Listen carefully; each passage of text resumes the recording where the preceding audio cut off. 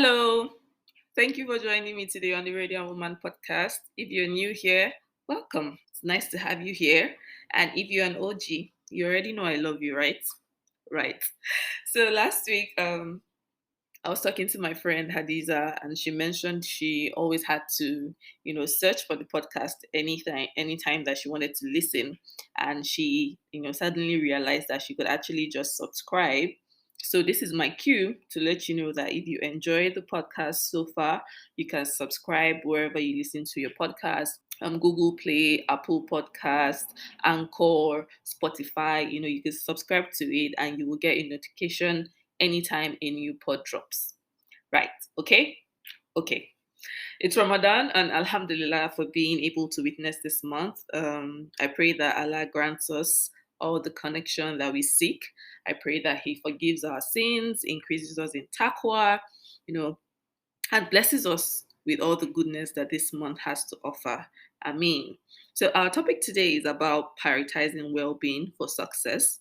It is a topic that I have spoken about at least twice in the past quarter. So, I thought to bring it. I thought to bring it on here for you guys. You know that. You know now. So, I'll be starting off this topic with a story. So, my story actually. So this topic is one that is very, very dear to me because of an occurrence in my life slightly over a year ago now, and which made me really understand and truly appreciate this gift called life. So, as some of you may know, I was ill last year. So in March 2021, I got sick, and Alhamdulillah, it wasn't life threatening. No, okay, it was life threatening. It wasn't terminal. Yes, that's the word. It wasn't terminal, thankfully, but it was still a very bad experience, a very scary experience for me.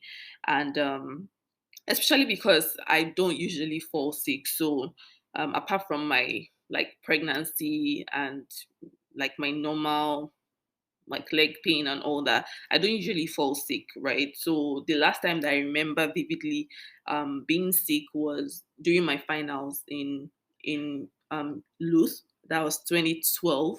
So that's roughly like 10 years ago, about 10 years ago. That was the last time that was the I remember vividly. I had malaria, and I had to go home to take some injections because I was currently writing my finals. So, it was just a shocker to now, after all that time, now come down with thyroid issues that really, really messed up.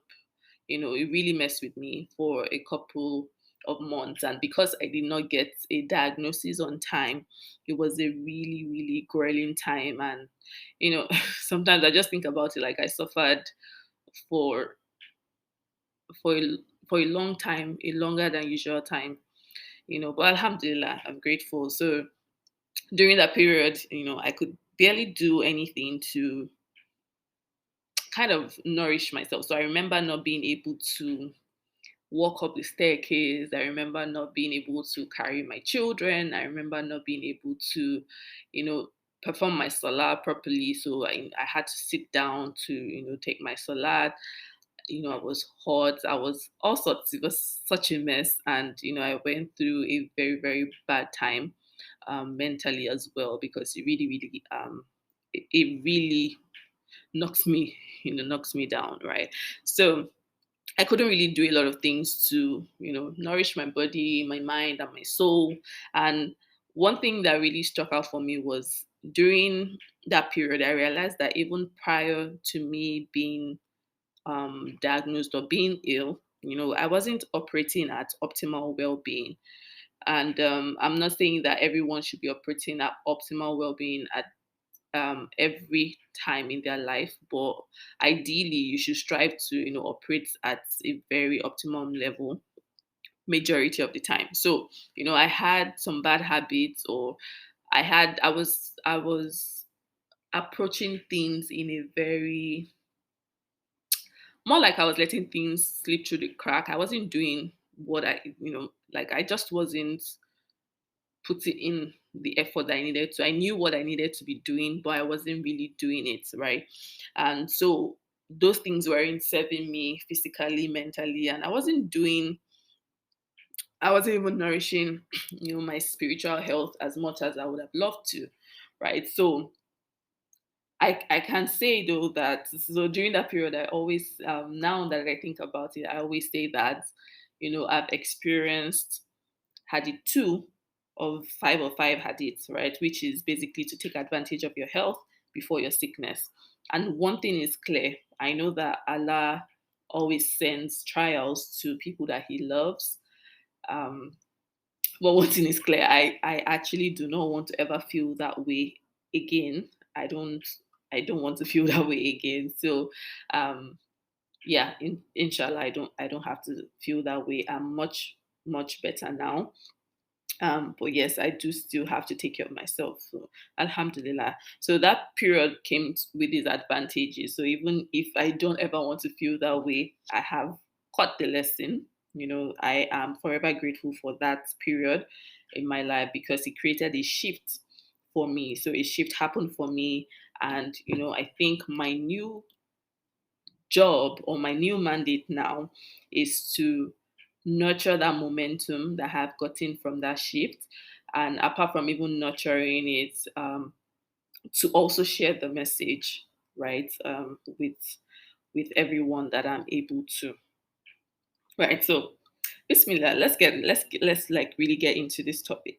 Right. So if I was to ask you what if I was to ask you right at this moment, you could just take a pause to just think about this. So I'm going to ask you two questions. So what does well-being mean to you, and what does success mean to you?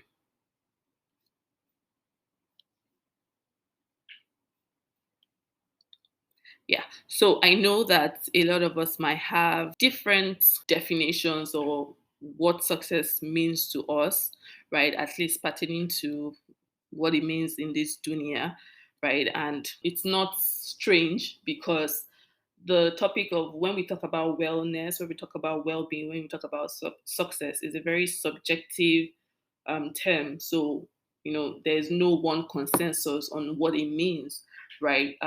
So it's very very subjective. I can ask Halima today what success means to her, and it's different from what Toyiba will say, or it's different from what Suleika will say. It's different from what you know.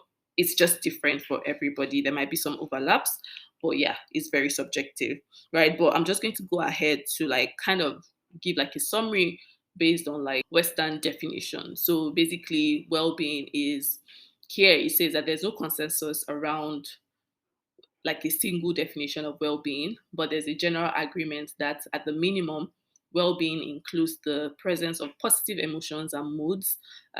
So you're talking about contentment, happiness, and also the absence of negative emotions like depression, anxiety.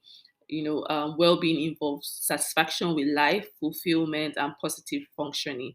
And in simple terms, well-being can be described as judging life positively and feeling good. And when we look at wellness, wellness is the act of practicing healthy habits on a daily basis in order to improve physical and mental health so that instead of just surviving, you are thriving. So I would like to add spiritual health to that because I feel like as a Muslim, that's like a core thing that you need to really hold anchor to in order to achieve wellness and well-being. And when it comes to success, success is the achievement of something that you plan to do or attempted to do. So the accomplishment of one's goals, the attainment of wealth, position, honors, or the likes, right? And I think for me, one thing that we can agree as Muslims is that, one our major priority in this life is to attain Aljannah Fidar. So we are on this earth to worship Allah. That's our sole purpose. Every other thing that we do should be linking towards that. So in our work, in our marriages, our children, how we parent, every single thing, every way that we express ourselves, everything that we do on this earth should actually link towards that ultimate goal. of achieving our Jannah or Firdaus, right? And as Muslims, again, one of our favorite prayers, at least I speak for myself, is this dua which says Rabbana atina fi dunya hasanata wa fil akhirati hasanata wa qina adhaban nar, which is it just basically says that our Lord give us in this world that which is good, and in the hereafter that which is good, and protect us from the punishment of the fire.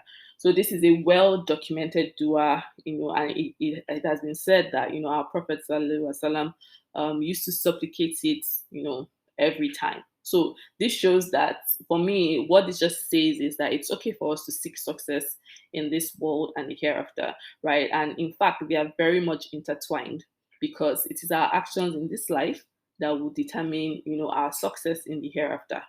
But if we were to weigh it, for sure, I would say that success in the hereafter is definitely it definitely holds more weight than the success in this life. That's the dunya, and yes, Allah does want us to seek out success in this worldly life and the hereafter, right? Like I said, they're very much intertwined, and surely if we aim for Jannah, it is guaranteed that we will be successful in this life. But I can't really say the same if we flip it. So if you are only aiming for success in this life, it can't be guaranteed. It's not guaranteed that you would also have success in the hereafter. And I just want to say a prayer here that I pray that Allah accepts us into Jannah, and we are able to see him on the day of judgment. I mean, so yeah, so the game should always be the hereafter. But one thing I want to drive out here is that for us to achieve success, we have to be well, you know, which means that there are certain actions and habits that we have to imbibe, to ease our journey towards achieving this our desire to securing the hereafter. Right. So at this point, I'm going to bring in a hadith by our Prophet Muhammad Sallallahu Alaihi Wasallam, um, where he said that no blessing other than faith is better than well-being. I'll take that again. No blessing other than faith is better than well-being. So that basically means that after faith, which is like the greatest blessing that any human being can have on this earth, the next thing that what comes next is your well-being, right? And that just shows and drives home how important your well-being is as a human being towards doing stuff on this earth and attaining the hereafter, right? So how then do we prioritize our well-being to achieve success? So there are three major components, and I have to give credit. When I was, I think it was last year, my husband went for a conference and he got this gift. And in the gift box, there was this book about, I think prioritize, um, how leaders optimize well-being for success. I think it's by Megan. Okay, I cannot remember her second name, but it resonated with me so much because those are things that were already along my thought process. But yeah, I'll be sharing, things that she shared in that book, but of course with my own twist after I had, internalized it and all that. But yeah, I definitely do have to give credit, right? So there are three things: the body, the mind, the soul, right? And in my mind's eye, this is how I view it. So the body is like our limbs, our hands, our legs, what we use to perform physical actions, right? And the mind is our head, like our brain, and the soul is in here, our heart, right? And they all work in tandem. So we all need, the three need to work in tandem. But if I were to rank them, I would say that the soul ranks higher than the mind, and the mind ranks higher than the body, right? And to really emphasize that point, I'm going to share some information I got from the course on purification of the heart from Seeker's Hub, and it says that the heart is the center of command. Every action we do starts in the heart. So What happens first? Number one, the thoughts form first. That's in your head, your brain, your mind forms the thought first. Then it travels to your heart. So that thought travels to your heart. Then your heart now decides whether to act upon it or not.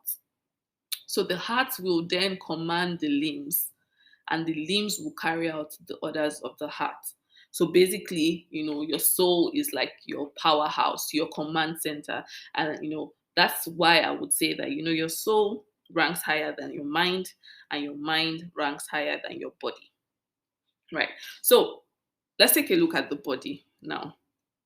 Right. So when we think about our body, it's a no-brainer why the body wields so much importance, right? So for most actions that we would like to undertake, it requires that our body is actually strong and agile. And bearing in mind that even as young adults, what we do now also would reflect in our older, when we are older. So the practices we imbibe now will reflect on our quality of life when we get older, right?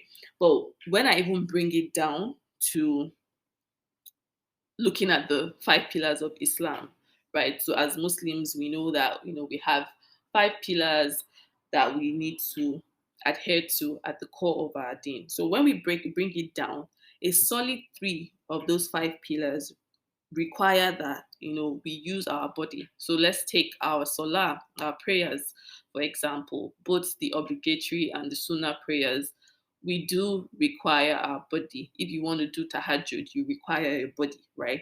Then we talk about fasting, which you are currently doing now, right? You require your body to fast. Then we talk about pilgrimage, right? If Allah wills it for us, pilgrimage is also something that requires you to use your body. So even if you say, oh, I don't have to be physically there, people can perform a pilgrimage on your behalf. Even the person performing the pilgrimage still requires the body, right? So it just shows you how important our bodies are, right? And I'm going to share a couple of things that we should be doing to make sure that we nourish our body and we nurture our bodies. And most of these things are not new, but again, it's always good to have a reminder. So we have things around, eating right. We have the hadith about, 1/4 for our food, 1/4 for air, 1/4 for water, right? You should exercise, you should drink water, you should sleep, you should rest. So sleep is different from rest. Sleeping, yes, you sleep, but you can rest, you can be awake and, be resting, right? So there are two different things, and that's why I highlighted it there. Then also being mindful of what we put into our body and what we put on our bodies. Right. So those are some of the things that you can do to really ensure that your body is functioning optimally. So if we really like reflect on how amazing our bodies are, we often underappreciate the unconscious work, non-stop work that it does to keep us functioning, right? And if we deeply reflect on, this amazing, beautiful job that our body does, right? We will truly appreciate the gift that it is to us and ensure that we use it in ways that only give pleasure to our creator, the person that fashioned us, Al Musawwir. We will make sure that we use our bodies in ways that are pleasing to him and in ways that draw us, towards goodness in this life and the hereafter. Right. So with our bodies, just as everything in Islam, moderation is very key. So you don't want to eat excessively, but you also do not want to starve yourself, right? You want to exercise in moderation, you want to hydrate, but there's something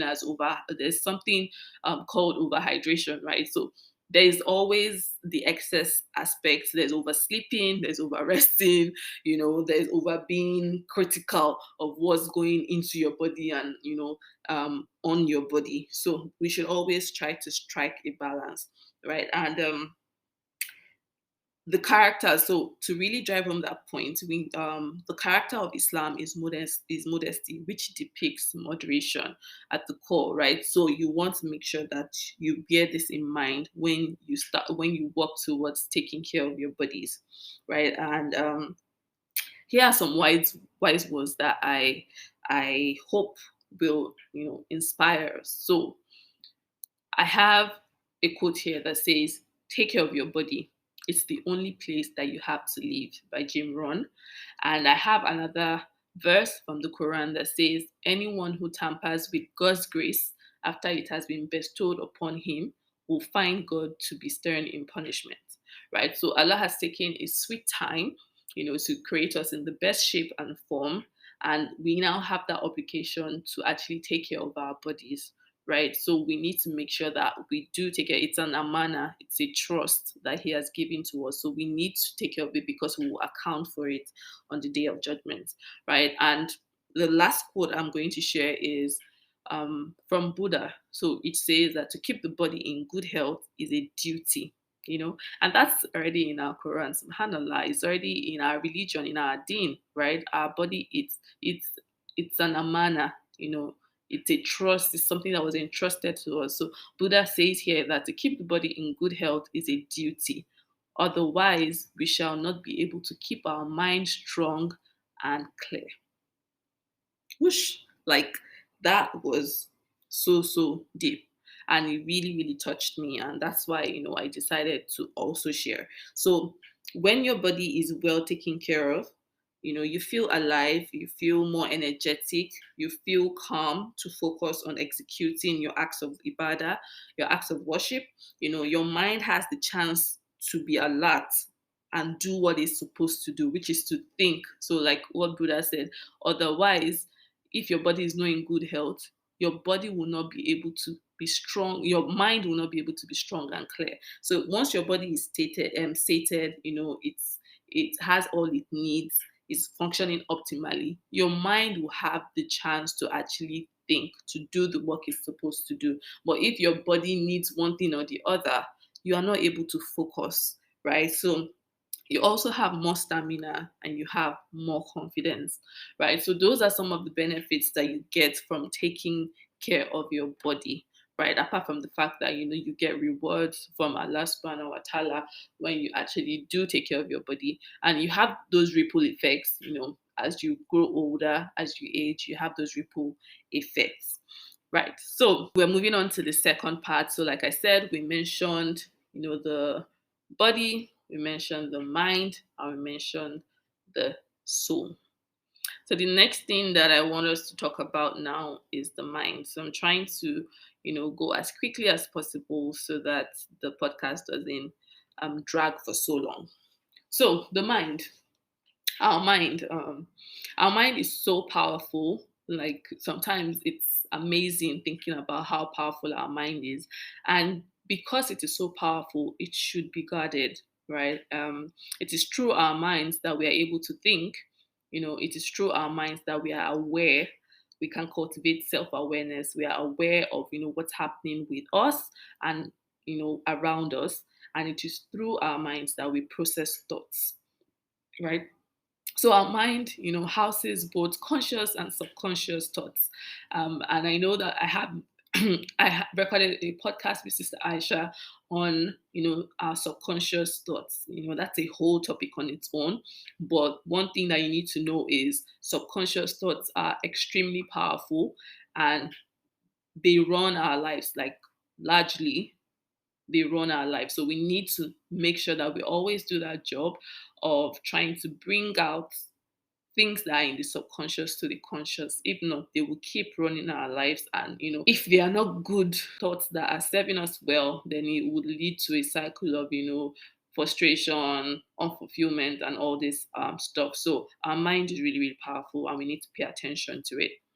So there's this quote again by Buddha that says that we are shaped by our thoughts. We become what we think. When the mind is pure, joy follows like a shadow that never leaves. Right? So that just shows you how, powerful your mind is. You become what you think. So you need to ensure that what you are thinking is positive. Most times is inspiring, is empowering, right? You need to make sure that you guard your mind. So to emphasize how powerful the mind is, remember the lesson that we learned from the previous slides. from the previous slide that said that every action that we do is executed. It is giving that instruction from our heart. But what happens is thoughts form first, right? And the thought that is formed is pulled up by the mind, right? So that's the very first step that happens before you can carry out a deed. A thought forms first, and our mind is in charge of that thought. So we must always be mindful of what thoughts are moving through our minds. Generally speaking, you must cultivate that self-awareness to say, generally speaking, are my thoughts good thoughts?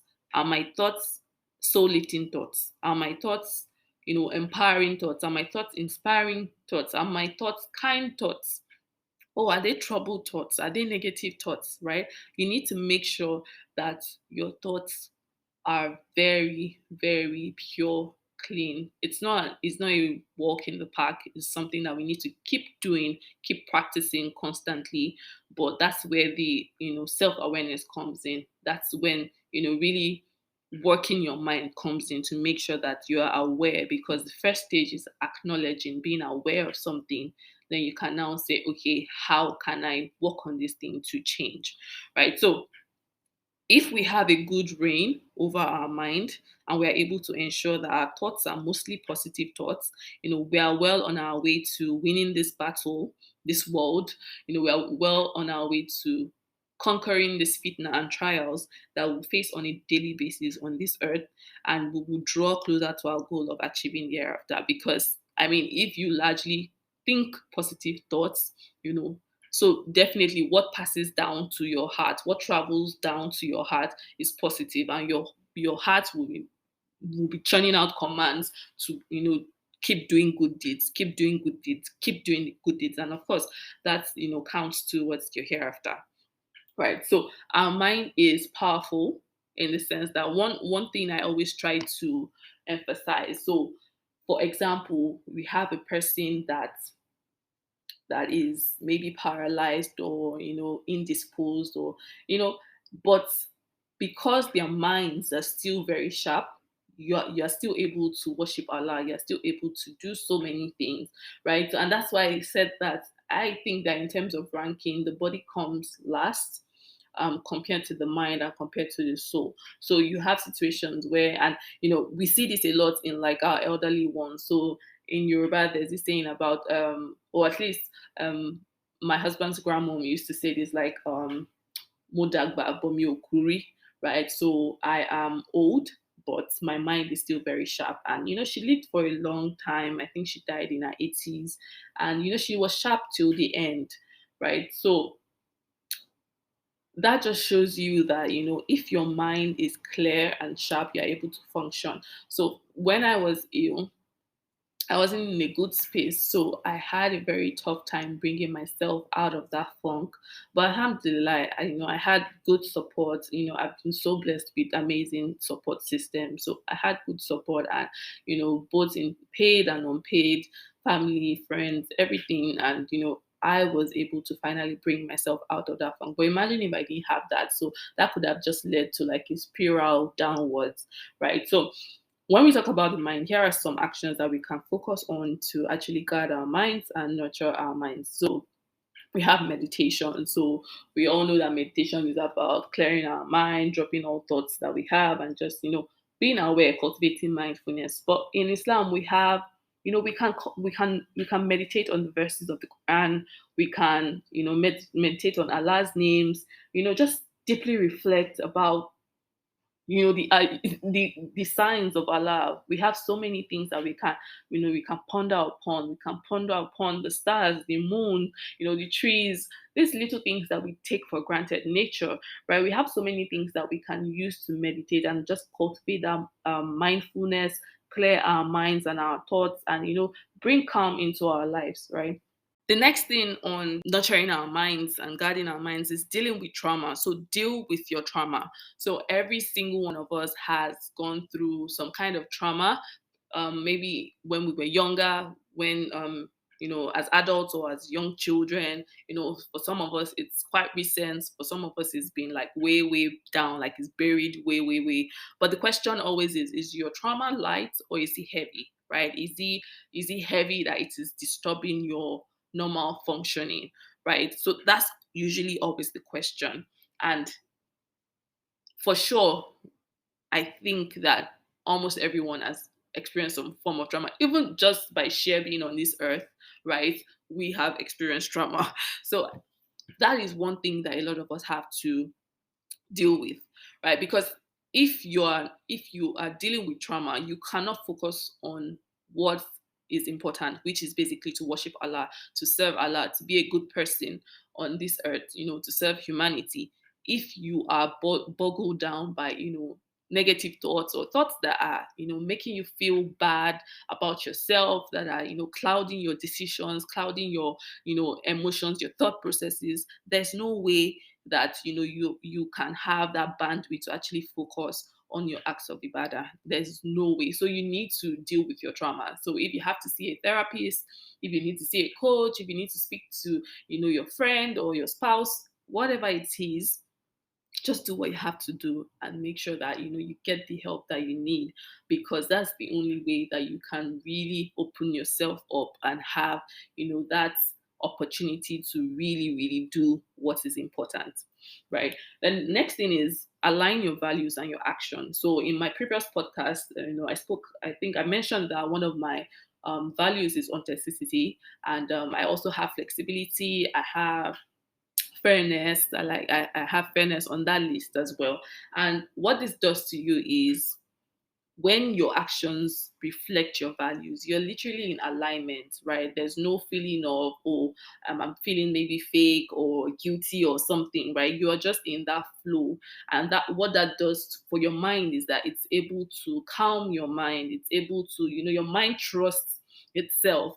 It's like you're one person, you're not like various persons in one. So your mind is able to be calm and actually do what it's supposed to do, right? And that's the beauty. So your values are, those core things that drive you, those things that are very important to you. So you need to ensure that you always act in alignment with those core values that you have.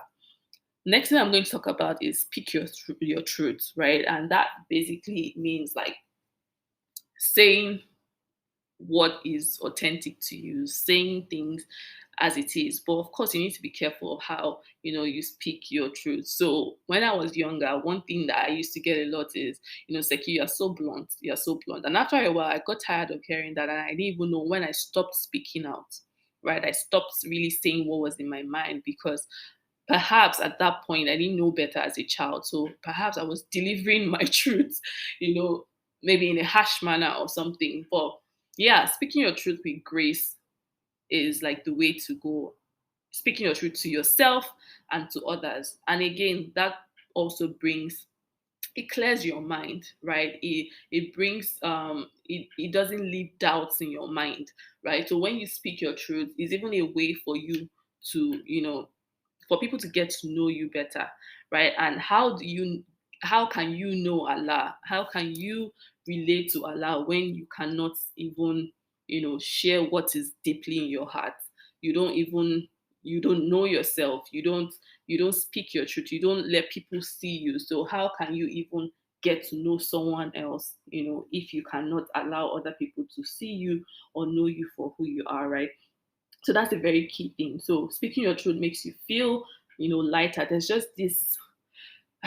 I know that when, then I used to feel a lot of heaviness in my heart, because it's like, oh, I really want to say something, but I don't want to offend somebody or something. But, when you start speaking your truth gradually, it creates that lightness. You're happier, you feel a form of release, and that helps your mind a whole lot. Hone your focus, right? Again, our mind is very powerful, so you need to be careful what you let in, right? What do you focus on? What do you listen to? What do you watch? You need to be very, very careful about what you let in, because all those things go straight to your mind. And most times, unfortunately, it goes to our subconscious mind. So you don't even know that you've started operating on those things, except you are in the constant practice of trying to bring the unconscious to the conscious, right? So you need to be careful of what you let in. You need to be careful of what you focus on. So do you focus a lot on negative experiences, negative thoughts, on worry, on fear? You need to actually checkmate yourself a lot. Where do my thoughts go to on average on a normal day, right? You need to be very careful because what you focus your energy on grows. So if you focus on negative things, it will grow. You will start, those negative experiences and everything will continue to build up. But if you focus on positive things, right, those positive experiences, positive thoughts, you basically be, breeding and cultivating positivity. So you need to be very careful on what you focus on, and also having a positive attitude. Again, when you have largely positive thoughts, right, you are open-hearted. You believe in, goodness. You see goodness in the world, right? So even though things are, looking very bad and everything, you're still able to see a twinkling of light in everything, right? And because of that, you're more open to, goodness as well. You're open to the good that this world has to offer you, and the good that comes from your beautiful being, the good that comes from your creator, your maker, right? So those things make you more open to receive those blessings and all that. And also having a positive mindset makes you inclined to be more grateful, right? It makes you practice gratitude from the core, like you mean it. When you say Alhamdulillah, you actually mean the Alhamdulillah. I think I posted on Instagram some days ago about how a lot of us say Alhamdulillah, but it's not from like the core of our being, right? We just say it. So we pay a lot of lip service to these things. And again, I pray that you do not have to experience a situation like what I did last year to be able to now really, really, express gratitude and actually be very, very, very grateful for this blessing that Allah has bestowed us, even in the little or the large things. So, yeah, having a generally positive attitude helps your mind because you're then able to attract goodness as well. So, taking care of your mind, brings about benefits like, you're able to cultivate mindfulness. You're able to understand Allah's words, right? You're able to reflect and think deeply about, His messages to us, His laws to us. Of course, there are some things that we would never understand, but just know that Allah in His infinite wisdom, there's wisdom behind it, right? So it just ensures that we're able to cultivate understanding of, what Allah wants us to do, His messages to us, His reassurance for us, His promises for us, and it also, you know, lets us really understand, the other side of things as well.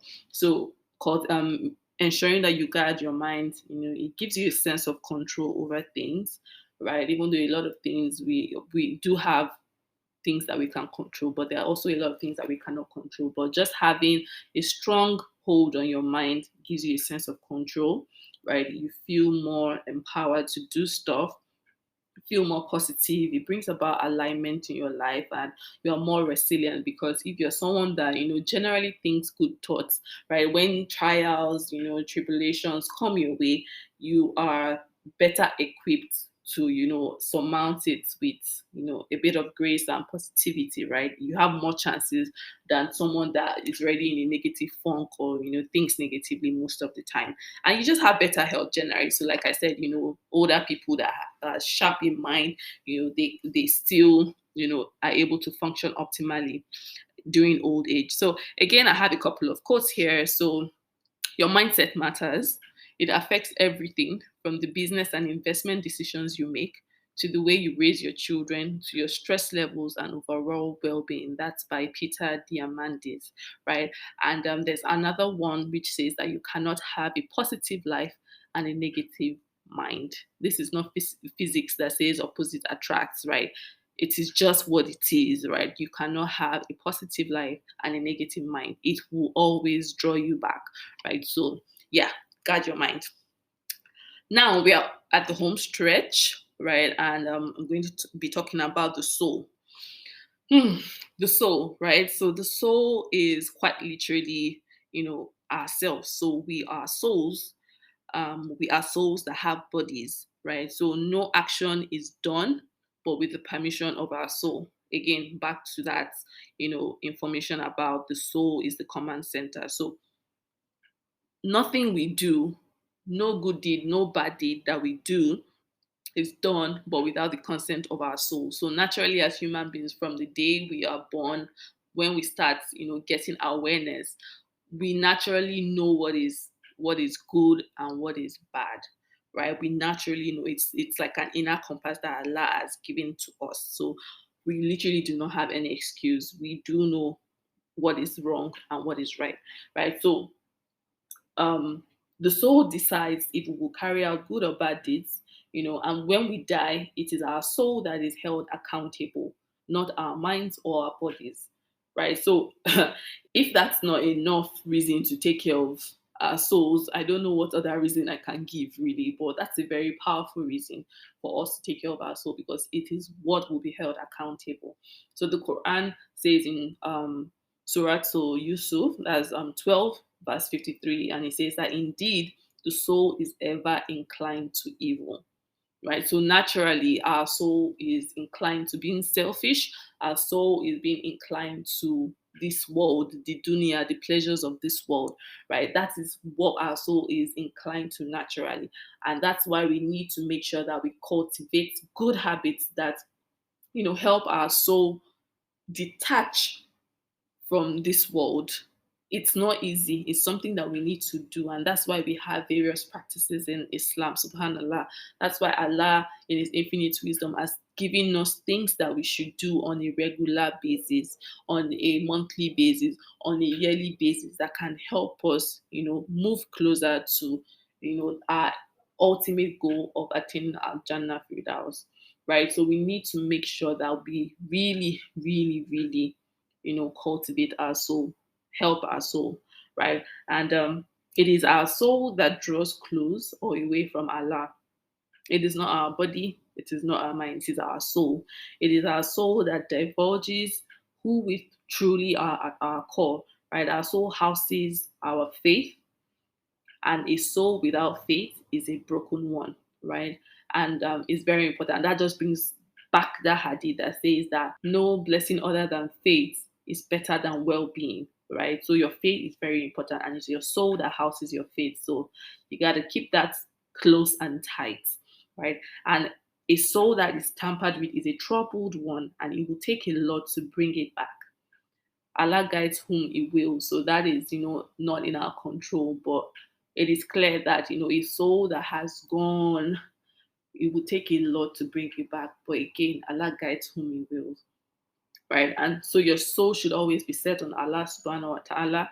And it should be set on the hope of the life in the hereafter, and it shouldn't be attached to this world. May Allah ease our affairs and make it easy for us. Right. And there's a quote that there's a hadith that I have here by Bukhari, which says that there lies within the body a piece of flesh. If it is sound, then the whole body is sound, and if it is corrupt, then the whole body is corrupted.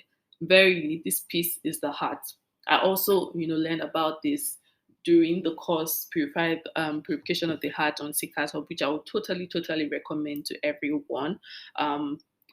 I came across it when I was in search of, some courses, and, it was just amazing to go through that course, and I would totally recommend it. May Allah accept it from us, and reward all our strive, right? So here are some actions that we can do to nurture the soul. So we have, creating intimacy, developing intuition, having spirit lifting hobbies, personal growth, connecting to Allah, and expressing ourselves in multitude of ways, right?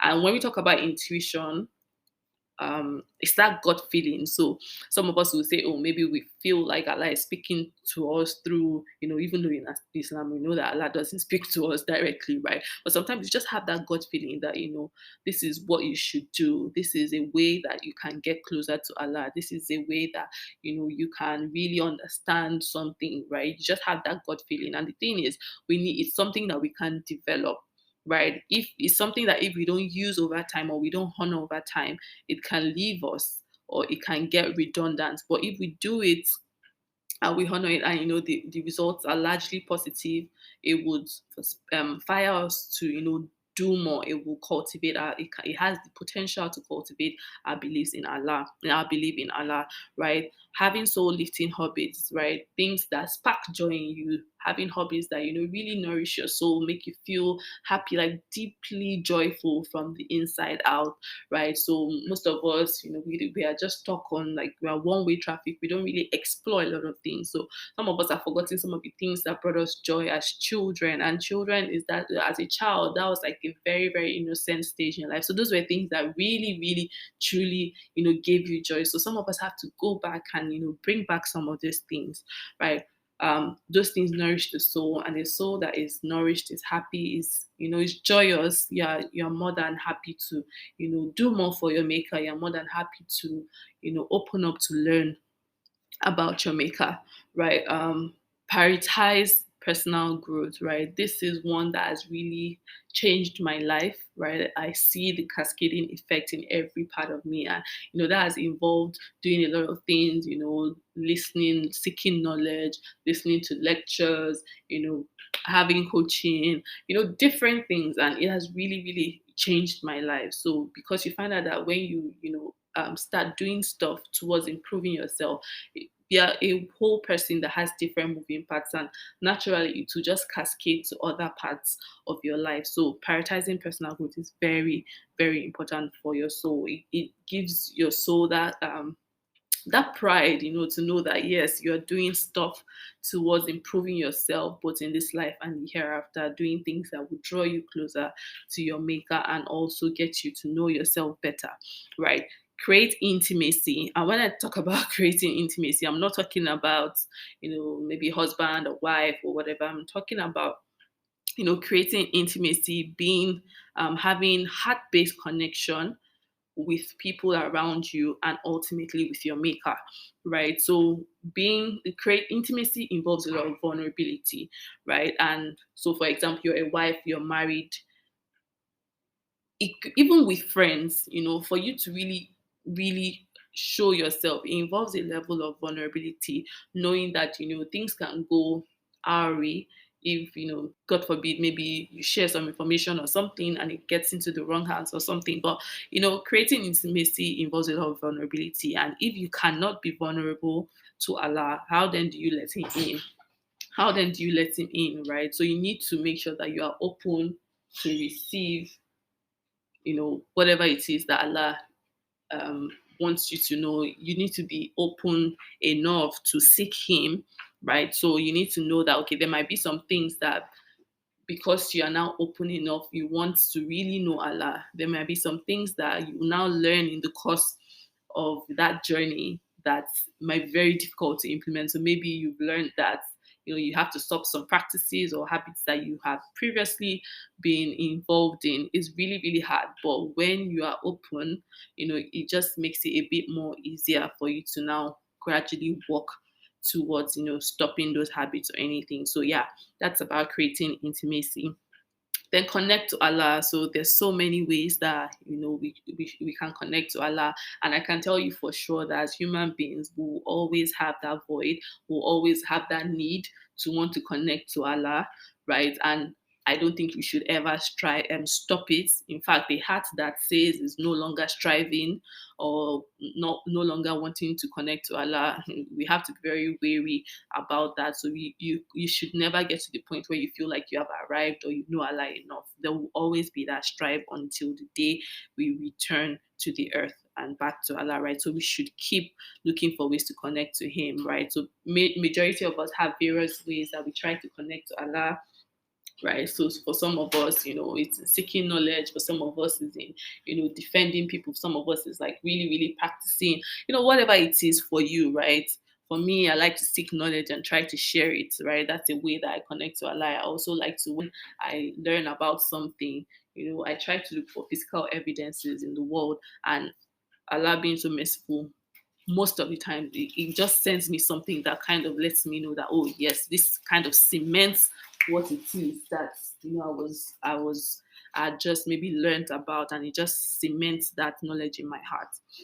Alhamdulillah. So, you need to really find ways to connect to Allah. You can connect to Allah through, His names, the Quran, seeking knowledge, embodying the teachings of our faith. There's so many ways that you can connect to Allah. Some of us, is praying to Hajj. Just find what works for you and continuously nourish it. Then craft your multi self expression. So showing up as your full self. A lot of us have so many ways we want to express ourselves. Growing up, some of us have fallen, I speak for myself as well, have fallen into that mindset where we feel like, oh, we can only be one thing. And I have learned over the years that that doesn't hold true. As a human being, you have multi potentials, and it's actually a testament of Allah's intelligence and His perfect creation, His wisdom, and it's when you are able to show your multi expressions, it kind of is almost like, oh, thank you for this gift that you've given me. I want to really, really utilize it, right? So we need to ensure that we express ourselves, because your soul, if your soul seeks to express itself in various ways, you need to honor it.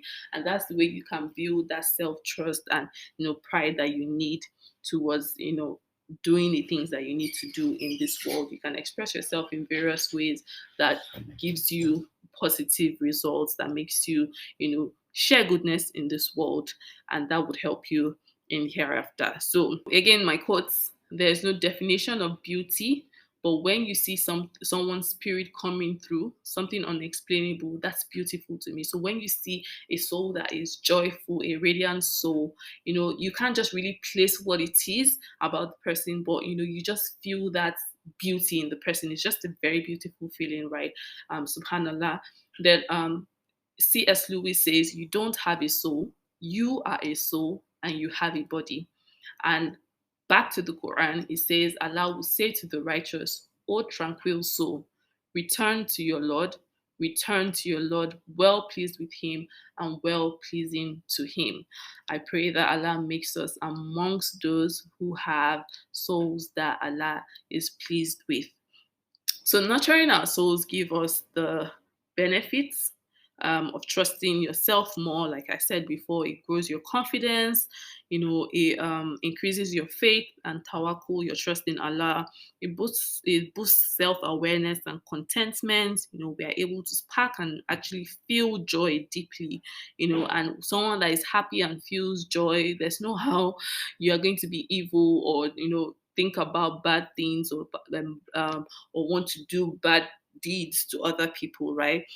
You're at peace, you feel more grounded, there's no doubt in your mind.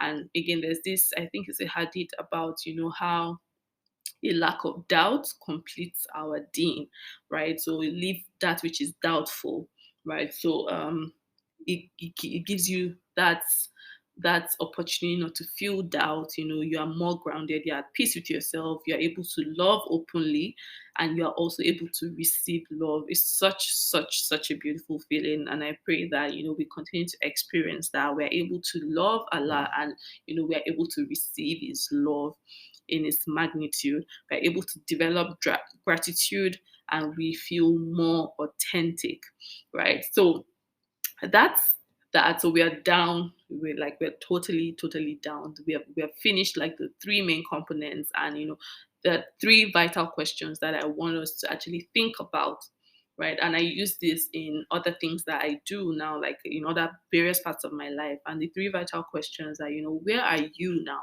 You need to ask yourself, where am I now? What is it that I need and I want, right? What is that thing that you need and you want? What's the next step for you? Then the third thing you need to ask yourself is, how then do I get there? Right? It doesn't have to be anything big. It can just be, my next level to solidify my connection to Allah is to really understand His names, right? To bask in the beauty of His names. It can just be as simple as that. Then you think about, okay, where am I now? Do I even reflect on His names? Do I even know His names? Then what can I do to get there, right?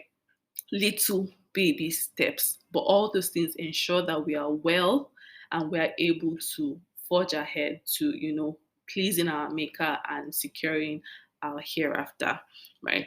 Here I have the last quote I have, I think, it says that nature has given us all the pieces required to achieve exceptional wellness and health, but has left it to us to put these pieces together. That's by Diane McLaurin or McLaren, right? So we have everything that we need. Allah has given us every single thing that we need to ensure that we are well and able to worship Him. So it's now left to us to, consciously put everything together and use it towards, that greater purpose, right? And in conclusion, I would say that your well-being is a greater asset than time. So before, I used to think that time was the greatest asset that we had. But when I felt ill, one of the things that scared me the most was, the fact that I could still live so long, but might not be able to do some certain things, like things I wanted to really do, right? And that thought was scary for me. And from that point, I knew that time wasn't necessarily the greatest asset that we have. Time is, very essential. We must make use of our time, because we even in the Quran we have Surah Al-Ashr that really talks about time and how man is at loss if they don't use their time wisely, right? But from the hadith we can already tell that, well-being is a greater asset than time, and faith is even the greatest asset than your well-being. So do all you can to improve your well-being at every point in time in your life. There'll be trials, there'll be tribulation. There are times that you feel like you've been knocked out of the park, but always try to get yourself to a point of optimum well-being. Right. So it is very vital that it's very vital to your true success, which is the accurate. So you need to make sure that your well-being is on check, right? It's very, very vital, very, very vital. So I think one question I want to leave you with, right? And again, this period, this month is a good time to actually cultivate a lot of habits, and inshallah you're able to keep up with those habits after Ramadan. And I think one thing that I would like us to take away is, what components or what sub components of everything that I've said now, between the body, the mind, and the soul, do you feel that you need the most to focus on in this season of your life? So, like I said, I think our hearts will ever be in pursuit of, connection with Allah, right? But, just thinking deeply, like out of everything I've said, which one do you think you can take away to focus on during this time in your life to really build that connection with Allah and to really work towards your akira? And inshallah, you're able to sustain it even beyond Ramadan. Right. And my final prayer for everyone, including myself, everyone listening to this, your loved ones, everyone, right, is that Allah grants us all afiyah, right? It's such a powerful prayer. I pray that He grants us all afiyah so that we can strive in this world towards attaining the hereafter. Amen. So again, I pray that Allah blesses, everyone listening to this. I pray that He, anything that I might have said in error during this podcast, I pray that He forgives me for it, and everything that I have said that will potentially inspire somebody to move closer to Him. I pray that He blesses me, rewards me, both the person speaking and the person listening to me, and I pray that He just grants us the very best of this life and the hereafter. Amen. All right, everyone. I hope that you've enjoyed this session. Again, please subscribe to the podcast if you have enjoyed it so far. And I look forward to seeing you in the next episode. Please share your thoughts if you have any. Like, share, and subscribe. Assalamu alaikum wa rahmatullahi wa barakatuh. Of course, I love you all. Peace abilillah. Assalamu alaikum.